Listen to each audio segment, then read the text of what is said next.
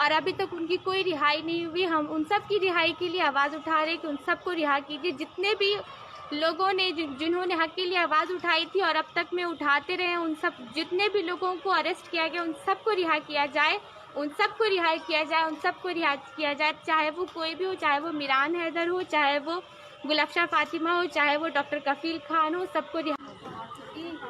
और हम लोग के बीच सारे माँ बहन भाई बच्चे लोग डॉक्टर कफील और आईपीएस संजीव भट्ट के विषय में आप लोग को रिहाई के लिए आवाज़ उठा रहे हैं।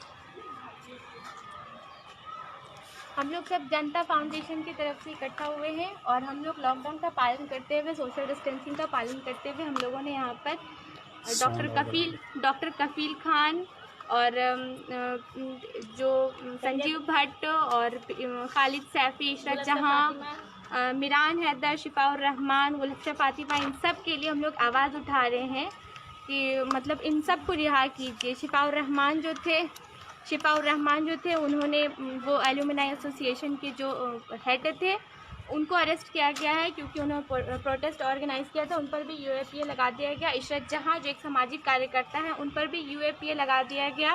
खालिद सैफी थे, उन्होंने लक्ष्मी नगर खुरेजी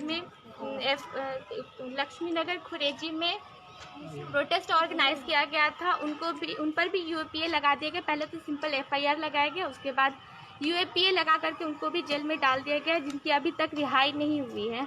इन सब ने हक के लिए आवाज़ उठाई थी और इन सब को डाल दिया गया क्योंकि इन सब ने हक के लिए आवाज़ उठाई थी। इन सब ने सीए एनआरसी का विरोध किया था, उसके लिए उन्होंने प्रोटेस्ट ऑर्गेनाइज किया था क्योंकि उन लोगों ने हक के लिए आवाज़ उठाया था। उन सबको डाल दिया गया और अभी तक उनकी कोई रिहाई नहीं हुई। हम उन सब की रिहाई के लिए आवाज़ उठा रहे हैं कि उन सबको रिहा कीजिए। जितने भी लोगों ने जिन्होंने हक के लिए आवाज़ उठाई थी और अब तक में उठाते रहे, उन सब जितने भी लोगों को अरेस्ट किया गया उन सबको रिहा किया जाए, उन सबको रिहा किया जाए, उन सबको रिहा किया जाए, चाहे वो कोई भी हो, चाहे वो मिरान हैदर हो, चाहे वो गुलफ्शा फातिमा हो, चाहे वो डॉक्टर कफील खान हो, सबको रिहा कीजिए।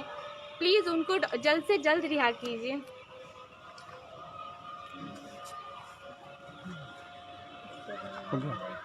तो देखिए भैया, हम भी हिंदू हैं, हमें किसी से मतलब नहीं है। कौन हिंदू खतरे में, कोई खतरे में नहीं है, सब जी रहे हो, नहीं जीने दीजिए। बिहार तो अभी खतरे में आने वाला है, बस 1-2 दिन रुक जाइए। जो भक्त है, छोटे मोटे टुच्चा भक्त, वो इस कदर पागल हो चुके हैं अब कि वो जितना भी कुछ हो सके, जैसे इनके मंत्री भी बयान दे रहे हैं बड़े बड़े के देश के गद्दारों को गोली मारो सालों को, मतलब ये सब कुछ बौखला चुके हैं। और अर्नब गोस्वामी, अंजना कश्यप हो या फिर ये सुधीर तिहाड़ी हो, जो तिहाड़ में रहकर आया, 100 करोड़ की रिश्वत लेने के चक्कर में तिहाड़ में रहकर आया है। हमें ये बात नहीं भूलनी चाहिए। हमें सबको कि दिल्ली की जनता को किसी भी चीज से मतलब नहीं है, दिल्ली की जनता को सिर्फ फ्री से मतलब है, ठीक है ना। अगर दिल्ली की जनता को फ्री से मतलब है, अगर फ्री में नहीं होना चाहिए, तो जनाब आप ये बताइए कि जो आपका रिंकिया के पापा है, आपका जो रिंकिया के पापा है, वो भी तो ये बात कर रहा है ना कि हम फ्री में साइकिल देंगे, फ्री में स्कूटी देंगे, तो वो फ्री की क्यों बात कर रहे हैं?